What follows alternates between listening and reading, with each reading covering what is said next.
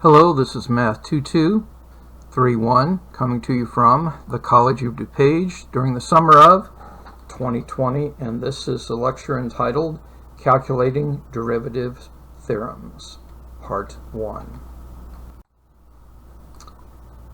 Let's start with an important concept. The derivative is a limit. So everything that's true about limits is true about derivatives. And you remember that we could do limits term by term. That means we can do derivatives term by term.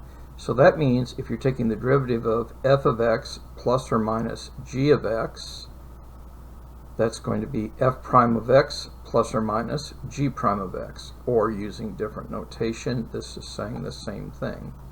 In other words, the sum or the difference, all we need to do is differentiate the individual terms, term by term, and then put them back together with appropriate signs. Note this is not limited to just two functions. You could have as many functions as you wanted. The derivative is also a limit, and so that means that, and we recall that if you had a limit of a constant times a function, you could jerk the constant through the limit sign. So you see the derivative of c times f of x is going to be c times f prime of x. Or, showing it here, you can jerk the c through the derivative sign because it's a number. C is any constant. We can factor the multiplicative constant out of a derivative, or, as I was saying with slang, we can jerk it through because it is a limit. Here's the first of our theorems that we're going to be proving then. That was just an observation, but the derivative of a constant is 0, so c is a constant. Let's prove this. Well, this means that we're talking about f of x is equal to c. That means this is a horizontal line if you look at the graph, unless you use the definition of derivative, which is all we have to have so far. So the derivative of f of x is going to be the limit as h goes to 0 of f of x plus h minus f of x all over h. But f is always c. So it's c minus c. So this is the limit as h goes to 0 of 0. And that's certainly going to be 0. And you see when we think about the derivative being the slope of the tangent line to the curve, certainly these have 0 slope. This is y equals 7 and this is y equal minus 4. And you see any horizontal line is going to have 0 slope. So take this into your memory banks. The derivative of a constant is 0. Here is what's called a power rule. Now here it turns out that x can be any real number. The way we're proving it here, we're assuming that it is a positive integer, but I'm just telling you that it's true for any real number, and we'll perhaps look at proofs of that later. Again, we are focusing on calculating things here, not so much the theory. But now, so we're taking the derivative with respect to x of x to the n. So you could think about this being x squared, x cubed, x to the fourth. And so the derivative with respect to x of x to the n is going to be, you take the exponent down in front, then you write x, and then you decrease the power of the exponent by 1. Now let's talk about what the proof of this is going to look like. So you see the f of x that we're talking about here is x to the n. So f of x is x to the n. So that means f prime of x is equal to the limit as h goes to 0 of x plus h whole to the n minus x to the n all over h. But we have to expand this term.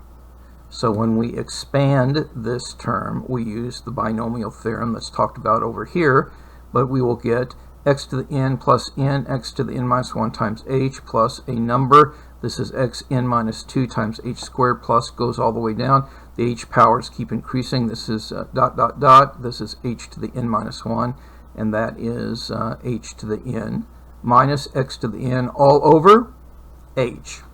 Now you see When I do that, this positive term will cancel with that negative term, and I will have this expression left in my numerator all over h. But now what I can do is I can cancel this h with all of those h's. Now what happens then, the only time it cancels cleanly is with this first one, so that is going to be n x to the n minus 1, and for the rest of them you will have a power of h. So when we just substitute h equals 0 in, we're just left with n x to the n minus 1. This works for any real number n. Commit this to your memory banks because you're going to have to use this over and over again. Okay, so here's example 1. We're to take the derivatives of each of the following functions. And there are 5 examples. You know what to do. Let's see how you did. Alright, in the first one we're going to do it term by term, and we're going to pull the constants through. So this is going to be 15, and we're taking the derivative of x to the 100. So that is 100x to the 99. The minus 3 just sits there, and we're taking the derivative of x to the 12. That's going to be 12x to the 11th, plus this is going to be 5, just sits there, but then it is 1 times x to the 0, and x to the 0 is known to be 1, minus, and the derivative of a constant is 0. Now we multiply this out and simplify it, and we get this is the answer that you should have had for this. I am probably going to have you plug in numbers to these things as well, but this is the derivative for that one. In part B, the big issue was just realizing what is, we have to deal with the minus 6. So the 2 just sits there. We're going to take 6 times t to the 5th. Plus the 7 just sits there. This is going to be minus 6, t to the minus 7. When you subtract 1 from minus 6, you do get minus 7. And then we have to simplify this, and you simplify it and you get this. And I may someday ask you to plug numbers into that. Here's problem number C. Now in problem number C, the key was to realize that when you have this 3z to the 5, that's the same thing as 1 over 3. And then that is z to the minus 5, and this is better for doing calculus with. And so now this is what we're taking the derivative of term by term. Again, we're going to factor out the constants and take the derivatives. So this is going to be 3 times 8, or 24, z squared. Minus minus is a plus, 5 over 3, z to the, and this is going to be minus 6. Plus 1, because the derivative of z with respect to z is 1, and the derivative of a constant is 0. So this is the answer that you should have for that one. Here's problem D. We have this. The importance of problem D was being able to do algebra with these radicals. So this is the same thing as x to the 1/2. The fractions are much more friendly for doing calculus. This is the same thing as x to the 7th to the 1/3 power, which is going to be 9x to the 7 over 3. And this is going to be x to the 2 over 5 in the denominator, and so that is going to be 2x to the minus 2 over 5. So doing a bunch of algebra, this is what we have, and now we're going to take the derivative. So we take the derivative, the constant just sits there, we reduce each of the fractions by 1.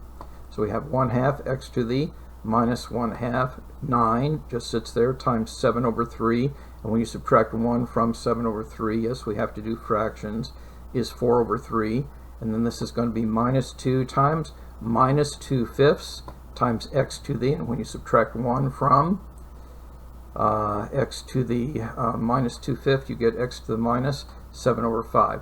You collect terms and simplify, and you get this, and someday I might ask you to plug the numbers in. The last one, the importance of this problem was to realize that pi is a constant, and the square root of 2 is a constant, so it works the same way. So we'll do it term by term. So h prime of x is just going to be pi x to the pi minus 1, minus, it's going to be the square root of 2 times x to the square root of 2 minus 1. Here's another example, and you're supposed to differentiate each of the following functions.